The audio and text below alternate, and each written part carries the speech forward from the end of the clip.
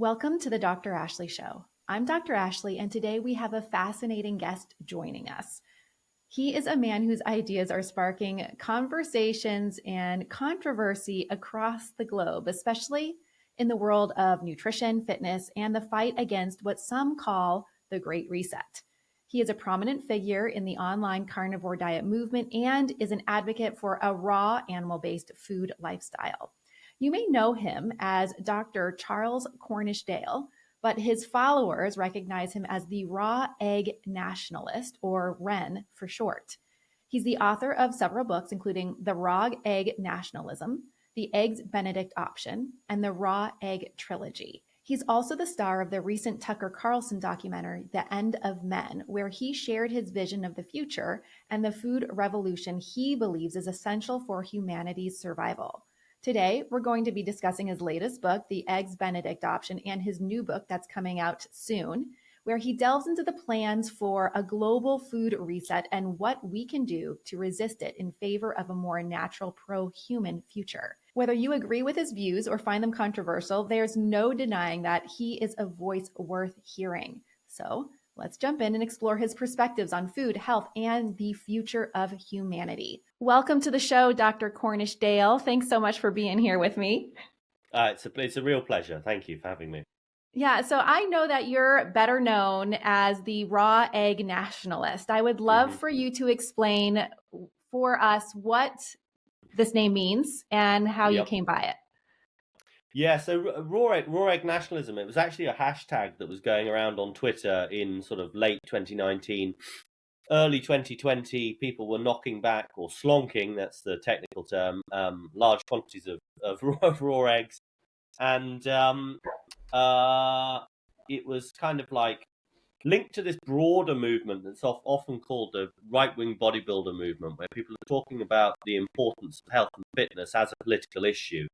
So that's really, I mean, Raw Egg Nationalism, that is it's basically about the importance of the health of the individual as part of broader health of the nation. So, and you know, this is obviously something that's kind of come to fruition with the Maha movement, with Robert F. Kennedy Jr. You know, this all of a sudden health has once again become a political issue. So, I mean, broadly speaking, yes, it is about the health of the individual, the health of the nation. Focus on animal foods. I mean, it's not just eggs. It's about raw milk. It's about, you know, high quality dairy, nutrient dense animal foods, organ meat, all that kind of thing. Yeah, it's about really returning to health through an ancestral diet. I would say that's kind of those are the broad contours anyway of Raw Egg Nationalism. Will you explain what you feel is the most optimal diet? What will help us to regain our health? What should we be eating? Sure. Well, so there's a wonderful, wonderful book that was written in the 1930s called Nutrition and Physical Degeneration by Weston A. Price. He was a dentist. He was Canadian, but he practiced in Cleveland, Ohio. And he noticed around about the turn of the 20th century that more and more of his patients, and especially the children, were coming to him and displaying profound signs of physical degeneration. You know, he saw that they had cavities in their mouths, but that actually their whole faces weren't forming properly. So the dental arch, which is the top of the mouth, the inside of the mouth, that wasn't forming properly. His patients had narrow airways, narrow cheeks, improperly developed jaws, their jaws were recessed, all this kind of stuff. And he thought that this was probably happening because of a changed diet. So around about the beginning of the 20th century, then, that was when Americans first really started on a wide scale to eat industrially produced foodstuffs, canned goods, kind of processed, proto-processed foods, if you will. So really the first processed foods coming out of factories that weren't locally produced with fresh ingredients. But he was a scientifically minded man, and he thought, you know, actually what I need to do then to test this hypothesis that, you know, Americans' health is being destroyed by these new foods, he thought, I need to be scientific about this. I need to find some control groups. So he went on this kind of globe-trotting adventure to traditional societies around the world. He traveled to the Inuit in Arctic North America. He went to Africa. He went to parts of Europe as well. He went to the Highlands and Islands of Scotland, to remote parts of the Swiss Alps, to the South Seas, South Pacific, New Zealand, Fiji, all places like that. And he encountered traditional societies eating their traditional diets. And he discovered that they didn't suffer from any of these dental problems and the kind of broader physical problems that he was seeing back in the US. And although the people in all these different settings, as you might imagine, consume different diets, the diet of an Inuit is going to be very different from the diet of somebody living in the Swiss Alps. Nevertheless, they all built their diets around nutrient-dense animal foods of one kind or another, whether that was fatty fish and fish eggs, or dairy products, butter, milk, cream, organ meat, blood, that kind of stuff, seafood in crabs and shellfish, all that kind of stuff. So, broadly, my position on diet is informed by Weston A. Price's work, and in particular this book, Nutrition and Physical Degeneration, because I think the best way to approach diet and health is to look at people who are actually healthy, rather than let's say like commissioning scientific studies, to investigate the effects of adding this to a diet or taking that away. What you actually ought to do is just go and see who are the healthiest people in the world, and that's precisely what Weston A. Price did. He went to societies that hadn't been touched by industrially produced food, and he saw that actually, the people who were consuming these nutrient-dense animal foods were in incredible physical health. They didn't suffer from any of the facial kind of developmental problems that he saw in Cleveland. They were resistant to disease. They grew tall and healthy, and they were happy. Broadly speaking, I would say that a diet has to be built on nutrient-dense animal foods of some kind or another. And Weston A. Price was actually very specific about the fact that you can't really build optimal health with just a plant-based diet. He said that he encountered dozens and dozens of different groups of people in the world, traditional groups, and he was very clear that none of the ones that were in good health built their diets primarily around plant-based foods. And of course, that's the opposite of what we're being told today. That's the absolute opposite of what we're being told today, and have been told actually probably for about the last 70 years, certainly since the end of the Second World War, the 1950s. Eliminate animal foods from your diet, eliminate cholesterol and saturated fat in particular, and heart disease will go away, everyone will be healthier. Well, actually, that hasn't happened. In fact, the opposite has happened, and we've actually become sicker than we've ever been before. Yeah, the USDA guidelines are now trying to recommend beans, peas, and lentils take the place of animal protein. What do you think about that? And what do you think about veganism and how it impacts our health? What would you say around those things? I unfortunately then, you have these national guidelines that are just crazy. I would say that the national guidelines on cholesterol, which were first sort of brought in the 1950s, 60s, have done a huge amount of damage. They're probably responsible actually for many, many deaths and much illness. But this plant-based drive, like I say, it's been going on for about 70 years, but it's really accelerating now. And there's a lot of, I don't like using the word misinformation, but there is a lot of misinformation. You're told by, these dietary authorities that soy protein, for example, is as good as animal protein. But what you're not told, of course, is that the amino acid profile of soy protein is incomplete, that it doesn't have the same, it's not a complete protein in the way that animal protein is, and also it's less digestible. A soy protein product with 20 grams of protein in it, you're not going to get 20 grams of protein from it. That's right. It's not the same as eating an equivalent sized piece of steak. But you're not told any of this. Of course, you're just told that you can replace 1-to-1 meat with soy or legumes or peas or whatever.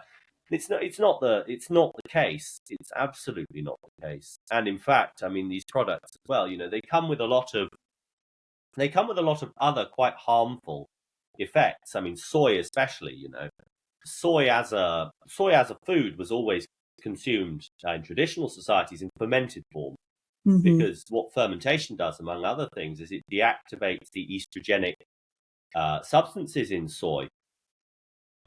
But the way that people are consuming soy now as a protein is unfermented. So you get all of these estrogenic substances that have all of these knock-on effects, including causing the dreaded man boobs, and also in women they cause fertility. Soy causes fertility issues too. So I mean, there's a lot going on, and there's no real attempt to inform the public actually about the real truth of consuming a plant-based diet. I mean, and I certainly think that veganism, as opposed to just say vegetarianism, is radically maladaptive. And I say this in my book, The Eggs Benedict Option, which talks about which really actually is about this kind of this vision of a global plant-based future, this vision of abandoning animal agriculture so that we can save the planet and feed people more healthily. It's radically maladaptive, and you only need to look at what happens to young children especially, who are raised by radical vegan parents, and you hear these horror stories about children in Sweden and elsewhere in the States as well, who end up dying or terribly malnourished because they're being fed a vegan diet by their ideologue parents. Yeah, I mean, it's bad news. It's bad news. And so I mean, in my work, then I really do try to counter the kind of plant-based propaganda as much as I can. But the thing is, it has the backing of the scientific establishment, the medical establishment, corporations, NGOs, governments. I mean, it's a concerted global push to to kind of do away with animal agriculture. And so it's an uphill battle. It's an uphill battle. If you go to see your physician will say to you, and you tell them, I eat steak and eggs 3 times a day or whatever, let's say. Your physician is, once their kind of heart rate has returned to normal, then they're going to tell you, oh, you've got to get rid of the steak and eggs. You should be eating soy protein. You should be eating, minimizing your consumption of animal products. It's very difficult. It's pervasive, absolutely pervasive. Why is this happening? I mean, do you think that this push for a plant-based diet, why is this happening from our governments? Why are they pushing this? And then the physicians, do you think they're just not educated in the correct way? They're misguided? I do think that they're, certainly with the physicians, then there is, I mean, I've spoken to more than my fair share of physicians, and they'll often, if they're being very frank, then they'll say, look, actually, when I was at medical school, I didn't get much training in nutrition. It was like a few hours of training or something. It wasn't in any sense a kind of comprehensive program incorporating, let's say, like the latest scientific studies. But even then, of course, I mean, the science is incredibly biased, and even if physicians' training did incorporate the latest scientific studies, then it would probably push them in the same direction. But it's a complicated thing. It's a complicated thing. So when I mean, in my book, The Eggs Benedict Option, then I talk about corporate control of the food supply, and how corporate control of the food supply has been, is one of the major developments of the last century or so. Processed food is a corporate product, and people eat more and more processed food with each passing year. Children, I think, in the United Kingdom now, aged between 2 and 5, get something like 2/3 of their daily calories from processed food, and it's the same in the US and Australia and other countries in the Western world. And I think in large part that this plant-based agenda is part of a push for further corporate control of the food supply. I mean, if you're going to feed the world a plant-based diet, what you need is GMO strains of crops, new GMO strains of crops, and they're owned with patents. Corporations love them because they can own them down to the genetic level. But also, you've got all of these so-called foods of the future, plant-based meat, cell-cultured meat alternatives, lab-grown meat, as it's often referred to. All of these products are corporate products. They're products that can be owned in a way that traditionally produced agricultural foodstuffs can't. You can't patent a ribeye steak, but you can patent a lab-grown ribeye steak, or the lab-grown equivalent of a ribeye steak. Same with lab-grown chicken, plant-based. You can't patent ground beef, but you can patent plant-based ground beef. The equivalent, like Impossible, Beyond Meat, that kind of thing. So it's very noticeable that the big corporate food players, people like Tyson Foods, JBS, and all these other big food players are moving very, very enthusiastically into alternative foods, alternative proteins, and that kind of stuff. I think that's one aspect of it. I do think that that's one very important aspect, is that these new products allow greater control of the food supply. They allow corporations to break new ownership envelopes and maximize their profits in a way that they couldn't necessarily achieve, new kinds of integration within the food supply that they couldn't achieve before. So I think it's a logical kind of outgrowth of a process that's been taking place for at least, like I say, at least a century within the food supply or food system of the West. There are probably other reasons as well, which you could speculate on, but I think that's one of the most important, and I think it bears repeating. So profit and control. Do you think that they're doing this to make us sick and unhealthy and weak? I think, I certainly think that it's definitely a side effect. I mean, in my book, The Eggs Benedict Option, then I talk about what might be the potential consequences of the adoption of a global plant-based diet, or the adoption of a plant-based diet on a global scale. And it would be ill health. It would absolutely be ill health. It's, like I say, plant-based diets are maladaptive. They don't provide us with the nutrition that we need. They don't provide us with the superior nutrition of nutrient-dense animal foods. So, I mean, I opened the book actually with a discussion of a section of Plato's Republic. So in book 2 of Plato's Republic, then Socrates is talking with his companions Glaucon and Adeimantus about the origins of society, and they do this sort of little thought experiment where they talk about how societies first emerge, and as people come together, and there's a kind of division of labor and all this kind of stuff. But Socrates actually says, so this is 2,300 years ago, Socrates says, the ideal harmonious society would be one in which the ordinary people are only allowed to eat vegetarian foods, basically. A plant-based diet, right? Because if you give people meat and animal products, it inflames their desires, and they become let's say, like, more aggressive, and they want more, and so you have an expansive or an expansionary society, where there's kind of conflict and etc. So even 2,300 years ago, there was a recognition by one of the very first social planners, Plato, that a vegetarian diet could be used as a form of social control, and that actually, it has important hormonal effects, let's say, or certainly behavioral effects that might actually make a population easier to govern. I think he was right. I mean, there are reams and reams of studies that show, for example, that, if you're a man and you go on a low-fat vegetarian or vegan diet, your testosterone disappears. Your testosterone goes off a cliff. And so, yeah, I don't. Whether that's the intended purpose or not, it's certainly a side effect. That if you got a society of people eating plant-based diets, then they will.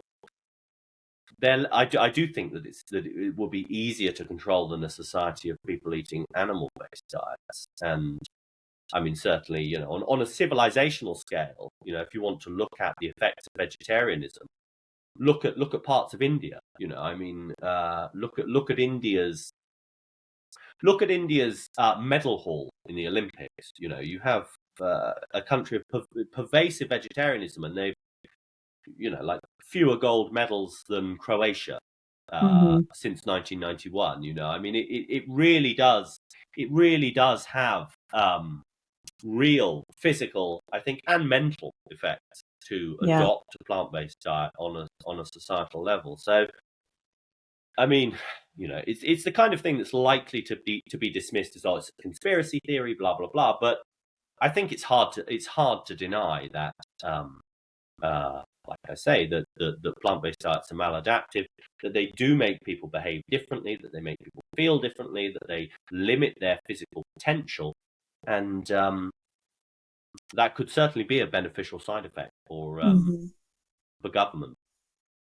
What about the cost? I think critics might say that your vision of raw eggs and regenerative farming could be come across as elitist or unrealistic for the average urban family. So how do we do with that and deal with the cost of eating good, high quality proteins? Well, one of the things, so in the Eggs Benedict option, then it's a two-part book, and the first part of the book is a discussion of this kind of plant-based agenda, vision of the future.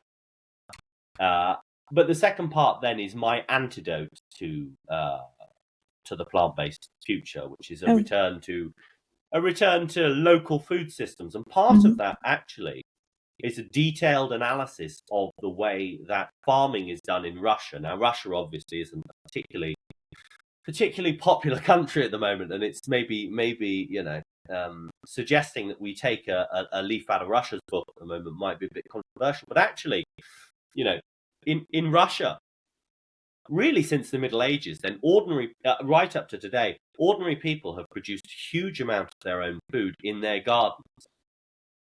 It's a practice that's called Russian household gardening, and it's been of great interest to the permaculture community and the small farming community for a long time. But it's not actually really that well known outside, the permaculture and small farming community.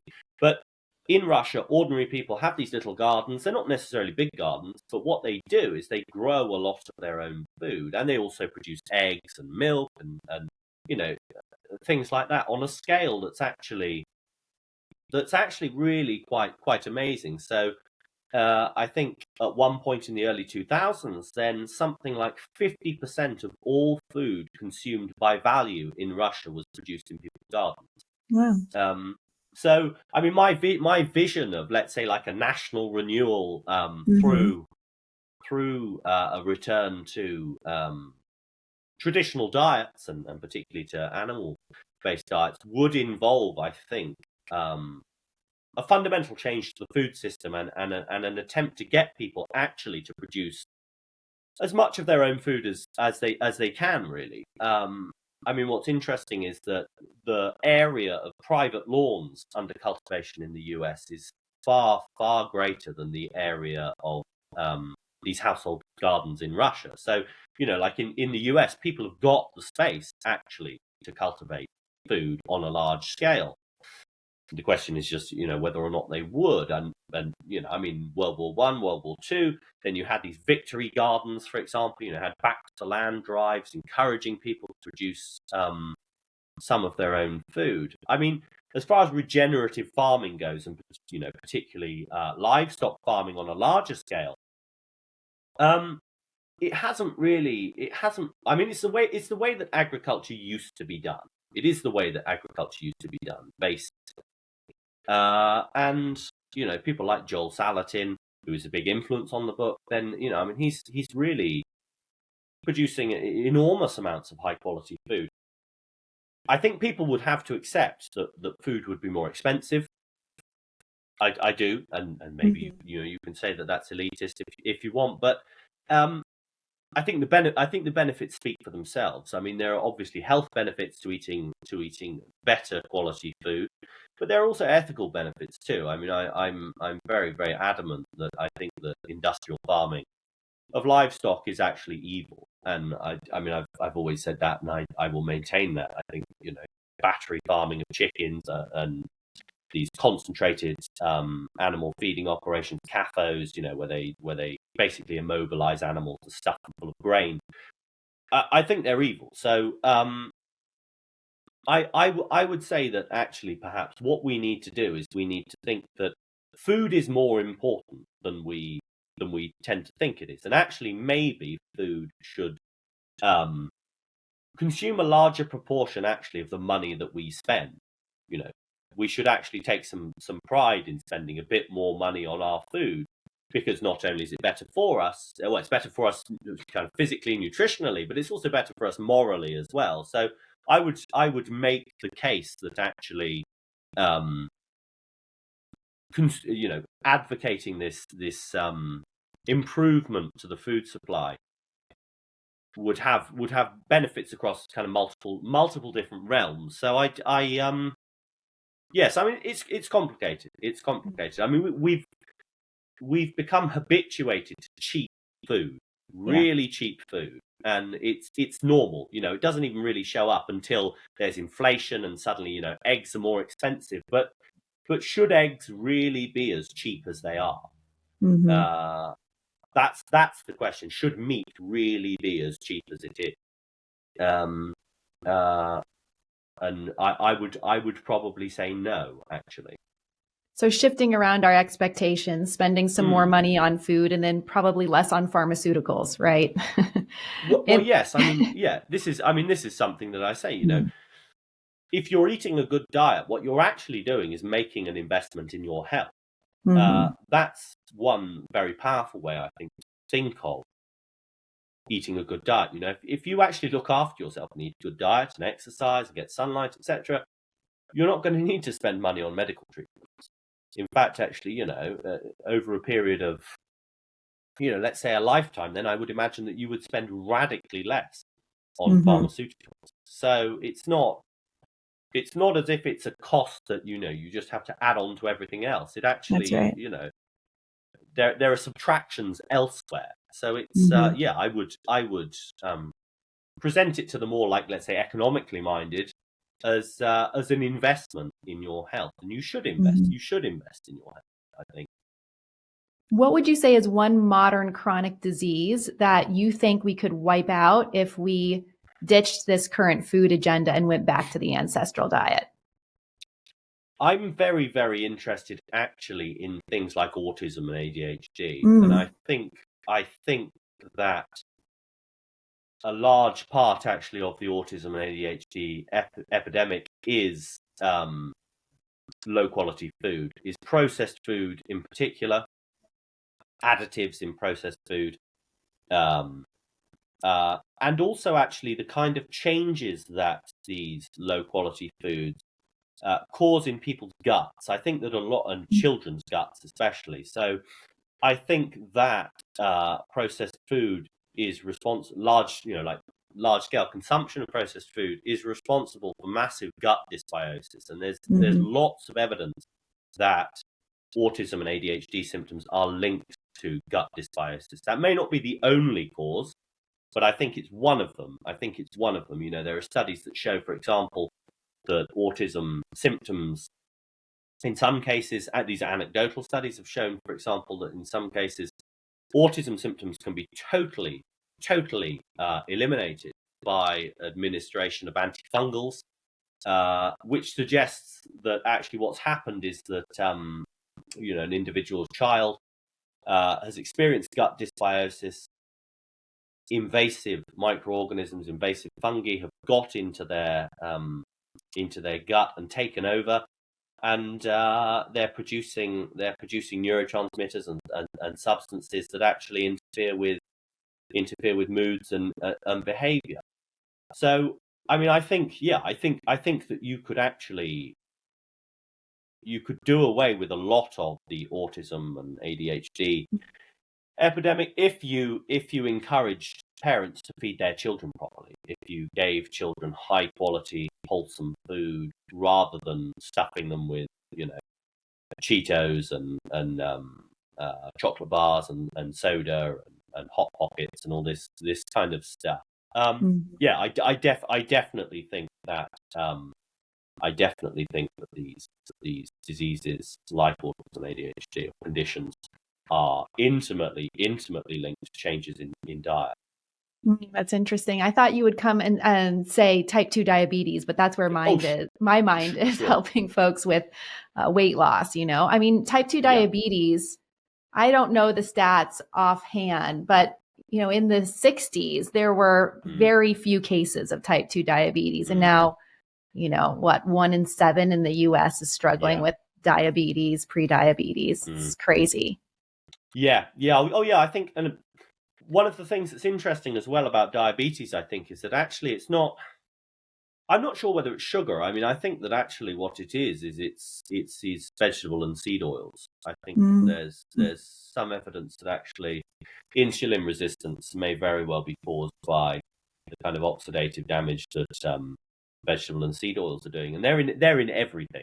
They're in absolutely everything. Consumption of soybean oil, for example, I think has increased 1,000-fold over the last century in the US. I mean, soybean oil is a ubiquitous ingredient in processed food, and so is corn oil, and so is soy protein and corn-based products like high fructose corn syrup. I mean, these are products. These are ingredients that have been added to processed food, largely because of the crazy system of food subsidies that exist in the US that incentivizes overproduction of corn, overproduction of soy. So what you get corporate food producers insinuating more and more corn and soy in various different forms into processed food, because they have to do something with it. They want to do something with it. But yeah, I think that type 2 diabetes could be largely eliminated. It really is the case, I think, that the explosion of chronic diseases of all forms, and everything from Alzheimer's to autism and obesity and everything else, that all emerged with this fundamental change in diet that really started to occur from the 1950s. The emergence of new kinds of processed food, ultra processed food, we might call it. That's a kind of trendy term that's being used now to distinguish the kind of processed food that we're familiar with now that you get in the supermarket from more traditional forms of processed food like bread and cheese. So yeah, I mean, I think that if someone, if Robert F. Kennedy Jr. is successful in fundamentally changing the way that food is produced and consumed in the US, then I think we would be likely to see chronic diseases across the board slashed dramatically, and maybe even some in particular eliminated totally. Yeah, it's pretty exciting. I hope that he can make some changes. Yeah. What do you think? I really do. What do you think about the current trend around Ozempic and these weight loss medications? Hey, really quickly, if you're interested in hydrating yourself optimally and want to do it in an efficient and effective way, I created an Electrolyte Plus mix just for that. It's called Dr. Ashley's Electrolyte Plus, creative, I know. And it's crafted with essential electrolytes, vitamins, and minerals for maximum absorption.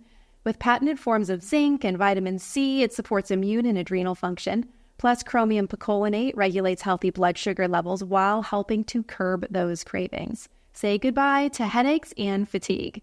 Visit drashleywellness.com and use code Ashley10 for 10% off your first purchase or 20% off your first subscription order with free shipping. Plus, enjoy 30-day money-back guarantee. Now, back to the episode. Yeah, so I've written quite extensively actually about Ozempic, and my viewpoint has changed slightly in the sense that I think, I mean, broadly I'm against them. Definitely. I think that the obesity problem is so great, and there are some people who are so fat that they can't lose weight any other way.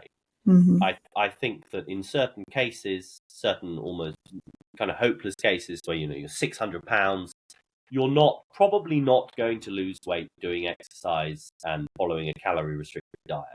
That's unrealistic. However, I think that Ozempic shouldn't be used by everybody who is overweight or everybody who is looking to lose weight. And that's really what the manufacturers of these drugs, so it's Novo Nordisk who manufactures Ozempic, and it's Eli Lilly manufactures tirzepatide, Mounjaro.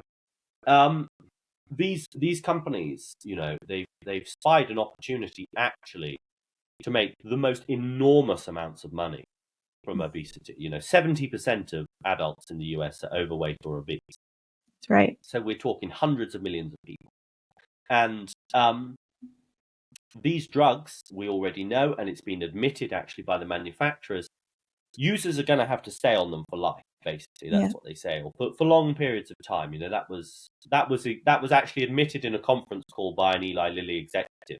Yeah, I wrote about this. He said, we anticipate that our users will, if they cease using Mounjaro, they'll put the weight back on. And there are studies that show people rebound. That's right. For various different reasons. I mean, one of the principal reasons, of course, is that actually if you take a weight loss drug, you're not actually cultivating good habits. If you have to lose weight through a calorie restricted diet and doing exercise, well, what have you done? You've cultivated some virtue. You've actually cultivated some willpower. You've changed your habits. You've stopped consuming bad foods and you've started consuming healthier foods. You've put yourself on the right track in a kind of broader sense. You've not just lost weight. You've made yourself a better person.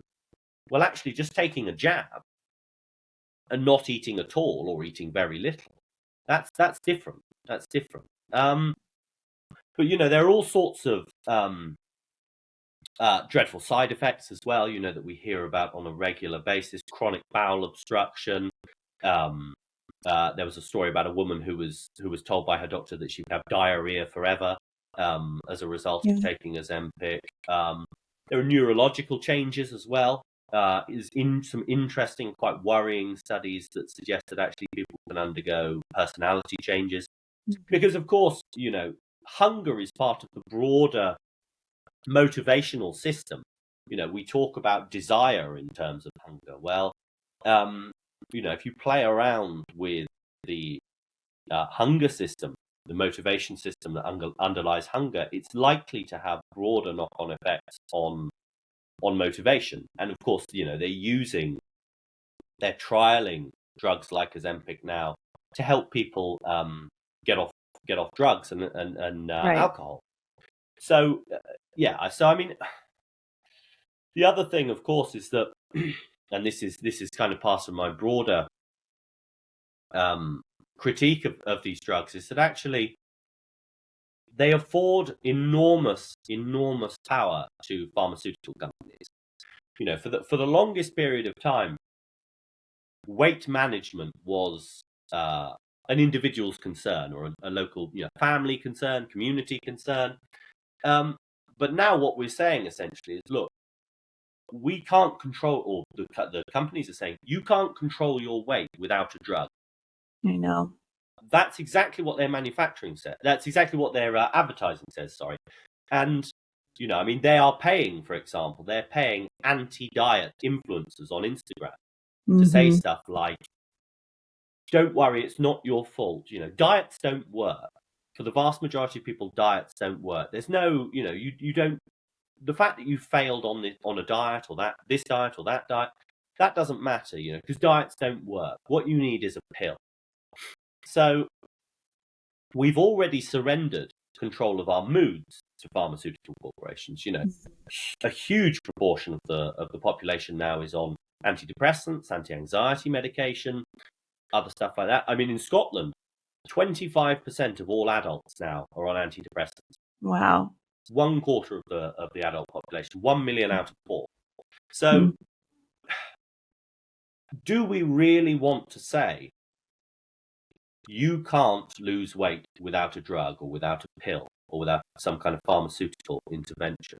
What does that actually mean for us as a society? Well, what it means is that actually yet another domain of individual responsibility and freedom disappears. Mm-hmm.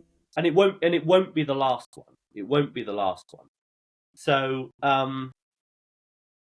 yeah, I mean, I think it's a very, very, it's a complicated question. I do think that these drugs have some benefit, like I say, for these extreme cases, and unfortunately, we are in a situation where there are a lot of people who are absurdly fat and absurdly unhealthy and unlikely to be able to do anything about that without some kind of pharmaceutical intervention, and they would probably have to have bariatric surgery as well, and that's that's the treatment that is often coupled with the use of Ozempic. But I don't think that a 20-year-old woman should be taking Ozempic who is maybe feels she's a bit overweight or wants to reveal her cheeks a bit better or something, her cheekbones. I mean, yeah, it's crazy, but I mean, Novo Nordisk, the manufacturer of Ozempic now, is based in Denmark, Danish company. It's worth $200 billion more than the entire economy of Denmark. Wow. It's crazy. It's I mean, crazy. I think that a company, probably Novo Nordisk, will be the world's largest company soon because of this one product, because there are so many fat people in the world. And what's the alternative? Well, the alternative is that we actually try to address the underlying causes of obesity. Mm-hmm. Ozempic is a sticking plaster. We've created this system where people eat food that isn't really food, where they live sedentary lifestyles, where they don't get sunlight, and they do all sorts of unhealthy things. And it's kind of modern life is kind of radically maladaptive, really, in many ways. So do we try to address those problems, the root causes of the problem? Do we address why people are eating so much food that isn't really food? Do we address why kids aren't exercising? Do we address all these other things? The pervasiveness of blue light in society, and all these kinds of other things, or do we just give more power to pharmaceutical corporations? And we saw during the pandemic, we saw what happens, when you afford pharmaceutical corporations too much control. Yeah. And I would argue that that this is obviously a step too far. I mean, I think we've gone far too far anyway, and I certainly think that what we actually need to do is we need to turn back rather than continue down that road of medicalizing more and more aspects of our lives. They're the best business people. They feed us food that make us sick and fat, and then they have a medication that we buy from them that you have to be on for life.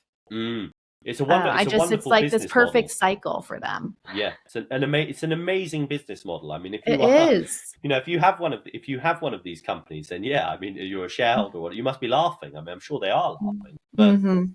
But yeah, I mean, it's a profound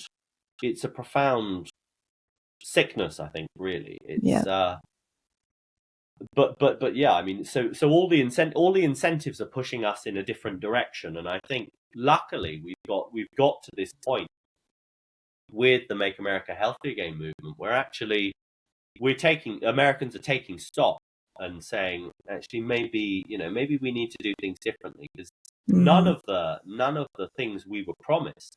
We were promised better health. We were promised renewed health, happiness. We have, they just haven't materialized. We've become sicker and sicker, despite having, better technology, better education, supposedly, more money. Actually, we're getting sicker and sicker, and so, now is the time actually to do something about it. And I think that, Robert F. Kennedy Jr. obviously is the right candidate, but he faces a very, very he faces a huge uphill battle. We've got vested interests who have hundreds of billions, trillions of dollars at stake. I mean, it's absolutely not going to be easy. Absolutely not going to be easy. What do you eat in a day to stay healthy? I mean, it depends what I'm trying to do. So I've been kind of cutting a little bit of weight for a while. Okay. So I was through the pandemic. I was kind of eating quite freely. Actually, I was doing kind of powerlifting, and it didn't really have to see anybody because it was a pandemic. So I didn't really actually realize how much mass I'd packed on. I was eating lots of raw eggs and steak and stuff, and lifting weights, and I got pretty big. But I mean, broadly speaking, I build my diet around high quality dairy. So I consume a lot of raw milk. I love raw milk. Butter, eggs, of course. I'm lucky that I live in the countryside in England. You know, I have access to a lot of local farms and really high quality produce. So I get nice meat, local honey, things like that. Yeah, I mean, that's it.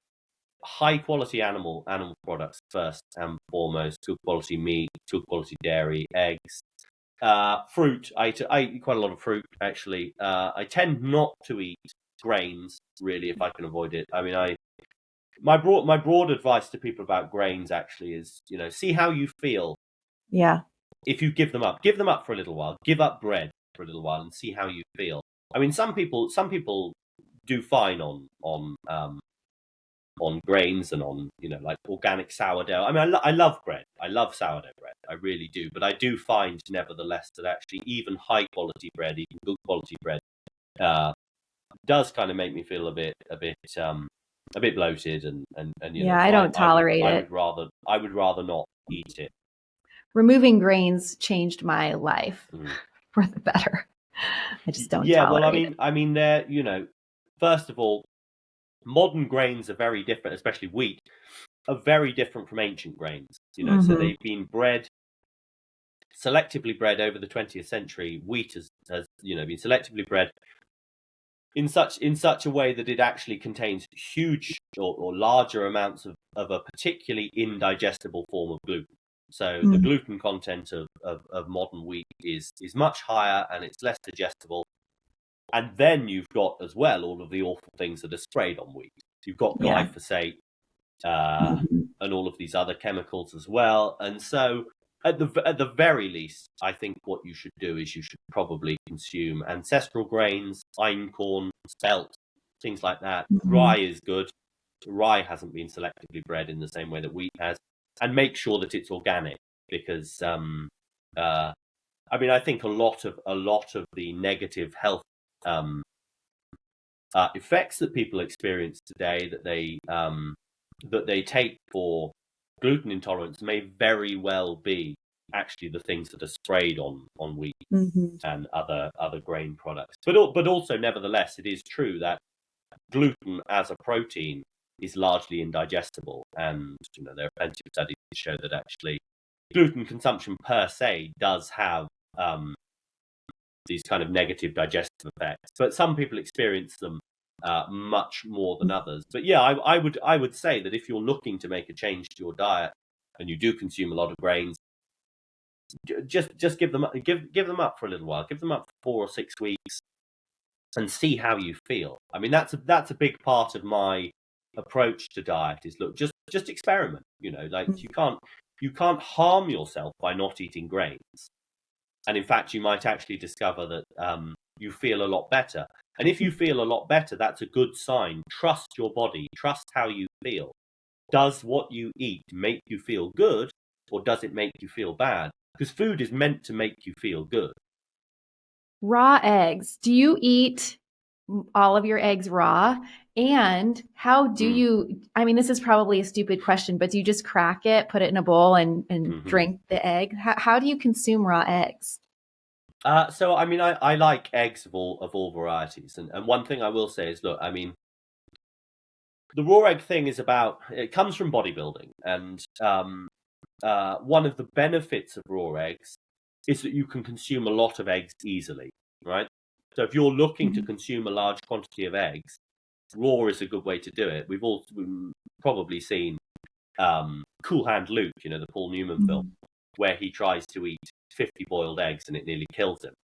You can consume 50 raw eggs very easily. You could gulp down 50 raw eggs in a jug, and it wouldn't be a problem. And you wouldn't actually feel hugely full. You certainly wouldn't feel like you would if you ate 50 boiled eggs or 50 scrambled eggs or whatever. So, I mean, part of the benefit of it, yes, is that you can consume a volume of eggs easily, convenient. But eggs in general are a superfood. So if you can't stomach eating raw eggs, then cooked eggs, great. I mean, I would generally say, though, cook them in a way that leaves the yolk as uncooked as possible. So soft boiled. If you're cooking them, then cook them. If you're frying them, then leave the yolk uncooked as much as possible. But I mean, when I consume raw eggs, it depends. So if I'm if let's say I'm trying to build some mass when I've been working out, then I would consume raw eggs as part of a kind of classic bodybuilder shake, which would be with raw milk and cream in equal proportion, half and half, and maybe some honey. So it's like custard. You add raw eggs to milk and cream with some honey, and you mix it up, and you've got. I mean, it's actually delicious. It's just custard.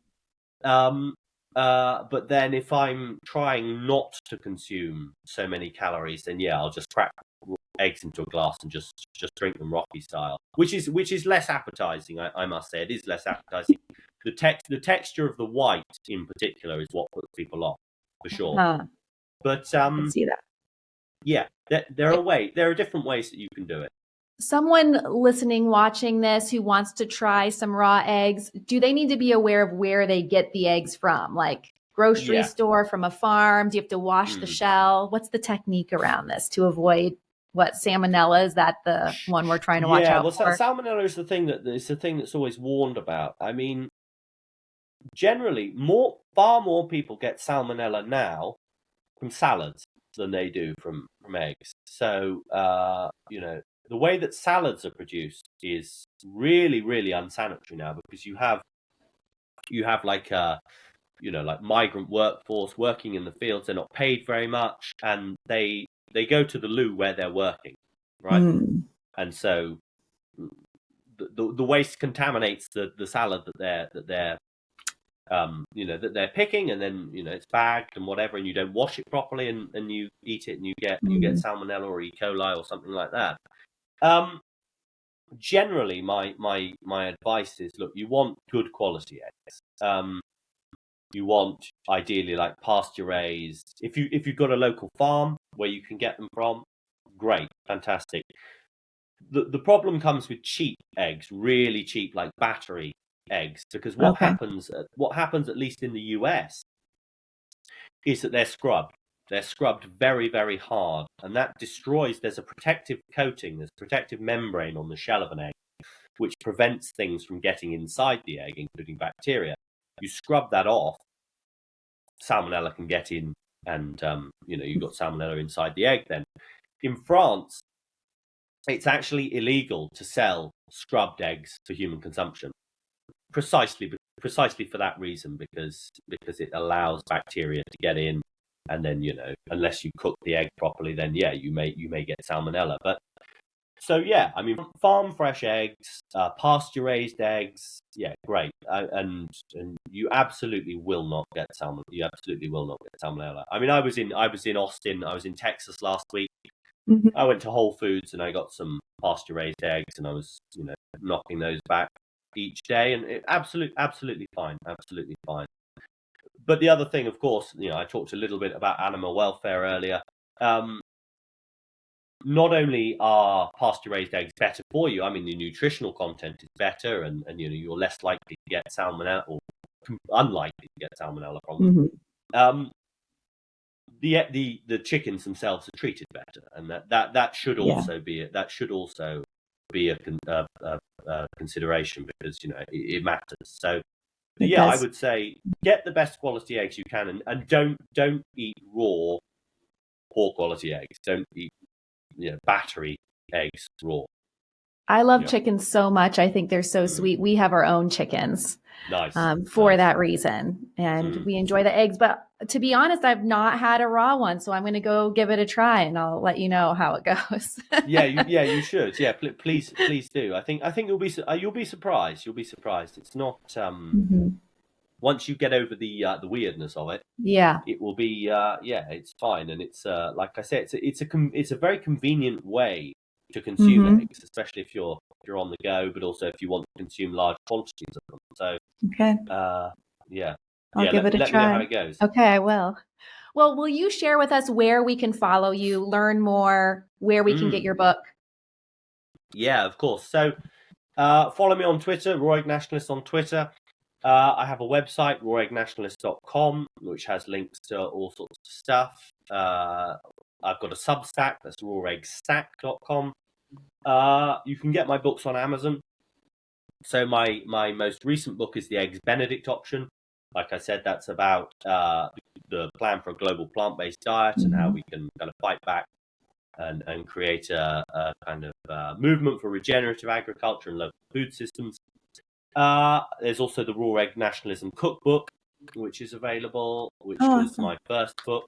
And I've actually got a new book coming out called The Last Men, Liberalism and the Death of Masculinity, which is coming out from Passage Press, that's passage.press, this month. And that's actually a follow-on from the Tucker Carlson documentary that I was in, The End of Men. So I was in a Tucker Carlson documentary in 2022 about testosterone decline and the political implications of testosterone decline. And the book picks up that theme and is about testosterone decline, masculine decline, that kind of stuff. So that will be out soon. Congratulations. Thank you. I look forward to reading that. Thank you so much. Thank you for coming on the show. I learned a lot. I know that our listeners and viewers will get a lot of great information. So thank you for spending the morning with me. It was an absolute pleasure. Thank you. Thank you. What an episode, you guys. I hope that you took a lot of great information away from our time together. Thank you guys so much for tuning in. I want to hear, what did you think about the topics we discussed on the show? Definitely very interesting. I'm going to try the raw egg for sure. And I want to hear your thoughts. So if you're listening to this on a podcast platform, please leave a review, leave your feedback. And if you are watching this on YouTube, I want to hear your comments. Drop your comments in the section below, and I will read them, answer as many as I can. All right, remember, you guys, you've got to step up to make a change. Lead with your heart, train your mind, and do not negotiate with your body. I'll see you next time.